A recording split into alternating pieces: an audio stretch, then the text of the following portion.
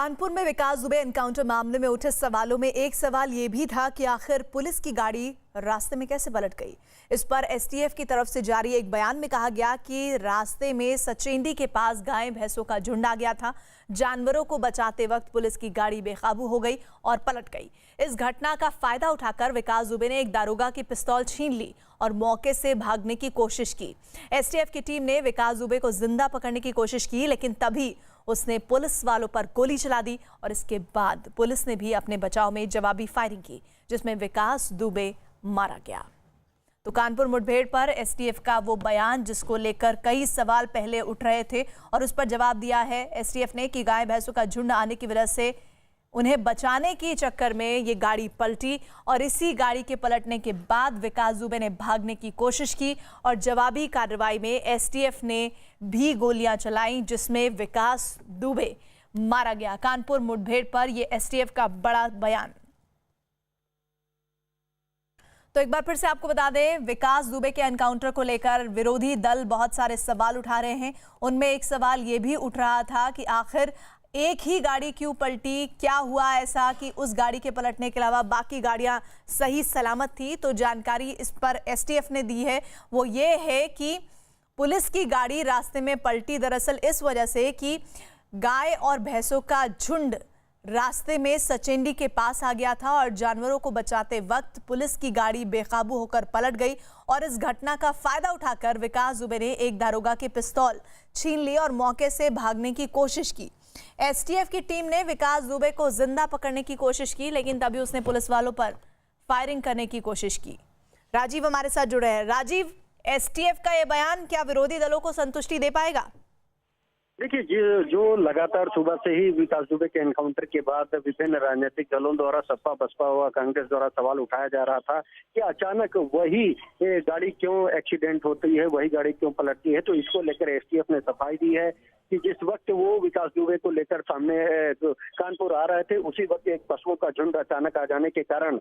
जो गाड़ी है वो पलट गई, जिसके फायदा उठाकर विकास दुबे भागने की कोशिश कर रहा था और इसी दौरान उसमें एक सब इंस्पेक्टर की पिस्टल छीन कर फायर करने की कोशिश की गई। पहले ये प्रयास किया गया कि उससे सरेंडर कराया जाए, जब वो राजी नहीं हुआ मजबूरन ऊपर पुलिस फायर करना पड़ा, जिसमें विकास दुबे मारा गया है। लेकिन राजीव, सवाल तो ये भी है कि एसटीएफ की गाड़ी जो काफिला जा रहा था उनमें से एक थी, तो अगर एक गाड़ी का संतुलन बिगड़ा और जो गाय भैंसों का झुंड था वो आ गया, तो बाकी गाड़ियों के साथ भी तो ऐसी स्थिति हुई होगी, क्योंकि एक के बाद एक काफिला चल रहा था गाड़ियों का।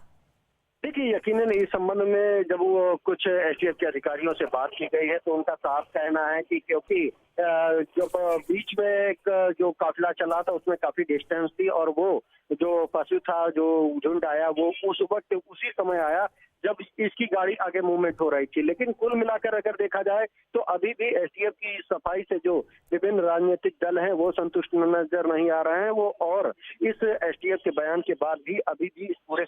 एनकाउंटर पर वे सवाल उठाते नजर आ रहे हैं और इस पूरे मामले की सीबीआई या सुप्रीम कोर्ट के किसी सिटिंग जज से जांच कराए जाने की मांग कर रहे हैं। राजीव, ये तो स्वाभाविक सा जवाब था, तो इस जवाब को आने में लगभग 10 घंटे क्यों हो गए? क्योंकि जो वाकया हुआ है वो तो 7 बजे के आसपास का हुआ है और अभी 5:30 बजने को आ रहे हैं शाम के, तो ये बात ही कहनी थी तो सुबह ही कह देते। देखिए, यकीनन अगर देखा जाए तो अमूमन जब कोई भी गुड वर्क होता है तो पुलिस सबसे पहले फ्रंट पर आती है और पीसी करती है। कल ही अगर देखा जाए तो जिस तरह से प्रभात और इटावा में पवन शुक्ला का इनकाउंटर हुआ, तो उसके बाद खुद एडीजी एलओ प्रशांत कुमार ने लखनऊ में प्रेस कॉन्फ्रेंस करके पूरी डिटेल दी थी कि किस तरह से फरीदाबाद में छापेमारी की गई और किस तरह क्या हुआ। लेकिन आज जब विकास दुबे का एनकाउंटर हुआ है तो उसके बाद से कोई भी अधिकारी पूरी प्रेस ब्रीफिंग करने के लिए अब तक नहीं आया है। तो ऐसे में जो प्रेस नोट जारी किया गया है सिर्फ उसको लेकर, वो भी इतनी देर बाद, और यही तमाम ये सवाल हैं, ये कारण हैं जिनको लेकर अभी भी जो विपक्ष है या अन्य लोग हैं जो इस एनकाउंटर से संतुष्ट नहीं है, वो इस पूरे एनकाउंटर पर सवाल खड़ा करते नजर आ रहे हैं। जी बिल्कुल, लेकिन ये सवाल खड़े होते रहेंगे तब तक जब तक उचित जवाब नहीं दिया जाएगा, चाहे वो एसटीएफ की टीम की तरफ से हो या फिर यूपी पुलिस की तरफ से हो। राजीव,